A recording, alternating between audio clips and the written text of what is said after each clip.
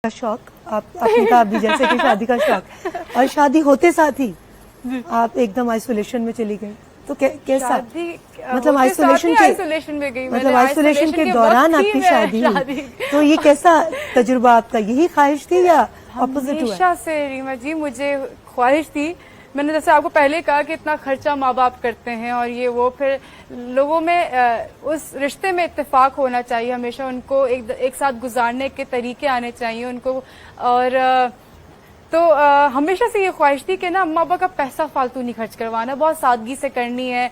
और अब इतना भी सादगी से नहीं था कि अपने पुराने कपड़े निकाल के पहनती, लेकिन हाँ अपने पुराने कपड़े निकाल के पहने थे। और मेरे कपड़े अरेंज हो पा रहे थे लेकिन मेरे हस्बैंड के नहीं हो पा रहे थे, तो मैंने कहा कि वो क्यों ना फिर नए पहने, मैं क्यों नए पहनूं।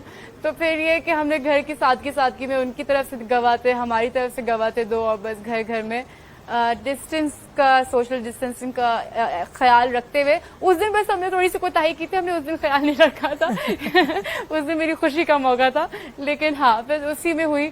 और शायद मैं कहती हूँ बहुत अच्छे वक्त पे हुई, क्योंकि मुझे अपने शौहर को, क्योंकि अरेंज हुई है तो मुझे अपने शौहर को बहुत ज्यादा वक्त देने का मौका मिल पा रहा है। और वरना शायद मैं शूटिंग पे रहती, मेरी अभी पेंडिंग शूट्स हैं जिन पे मुझे जाना है, ऑन सेट काम पे जाना है, ये अभी लॉकडाउन खत्म हो तो इंशाल्लाह, तो मैं शायद उनको वक्त ही नहीं ज्यादा दे पाती, ना मैं उनको ज्यादा जान पाती, ना वो मुझे ज्यादा जान पाते। लेकिन अब हम साथ नहीं, वो बतख और उसके बच्चे चल रहे होते पीछे, तो हम लोग साथ रहते हैं अल्हम्दुलिल्लाह। अच्छा निम्रा, बहुत बहुत शुक्रिया, आपके साथ बात करके बहुत अच्छा लगा। आपकी अच्छी बातें और सच्ची बातें डेफिनेटली लोगों के दिलों पर एक खास तासुर छोड़ने में कामयाब हुई होंगी जाने से पहले, क्योंकि ये माह मुबारक है और अल्लाह ताला ने आपको दूसरी जिंदगी दी, आप एक वॉरियर के तौर पर दोबारा से आपने जिंदगी का आगाज किया।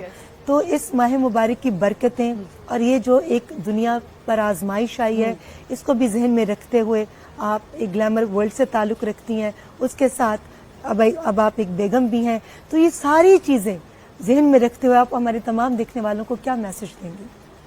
बस यही कहूंगी जो मैंने पहले भी रीमा जी को कहा था कि मैं सबको माफ करके सोती हूँ, कोई बोझ लेके ना सोएं आप लोग जिंदगी में, क्योंकि वो माफ करके सोने से भले किसी को माफी मिले ना मिले। जैसे कल भी मैं परसों का रोज रीमा जी का शो देखती हूँ, तो उससे बड़ी खूबसूरत बात कही थी कि जब कोई इंसान किसी का दिल दुखाता है तो फिर अल्लाह कहता है कि फिर मेरा ताल्लुक नहीं है उस बात से, फिर वो तुम्हारा उस बंदे का ताल्लुक है, पहले तुम उससे माफी मांगो फिर मैं तुम्हें माफ करूंगा, अगर वो तुम्हें माफ कर देता है तो प्लीज अगर जाने अनजाने से ही, भले गलती, इंसान गलतियों का पुतला है, इंसान गलतियां करता है, अगर अनजाने से ही सही आपकी किसी का दिल दुखा दिया जाए तो आप प्लीज माफ उससे माफी मांग ले, कोई छोटा बड़ा नहीं होता। और अगर किसी ने आपका दिल दुखाया तो माफ कर दें उसका, कोई बोझ लेके ना सोए।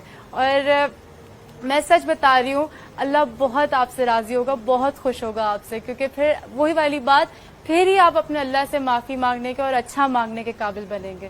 So love you guys, I hope कि आज आपने जो बोला है, मैंने आज सच बोला है, मैंने कोई इट वाज़न्ट मेड अप, सच बोला है मैंने हमेशा, तो कुछ आप लोग ने सीखा हो, बस इसी मकसद से मैं आई थी। और थैंक यू रीमा जी, आपने मुझे आज बुलाया।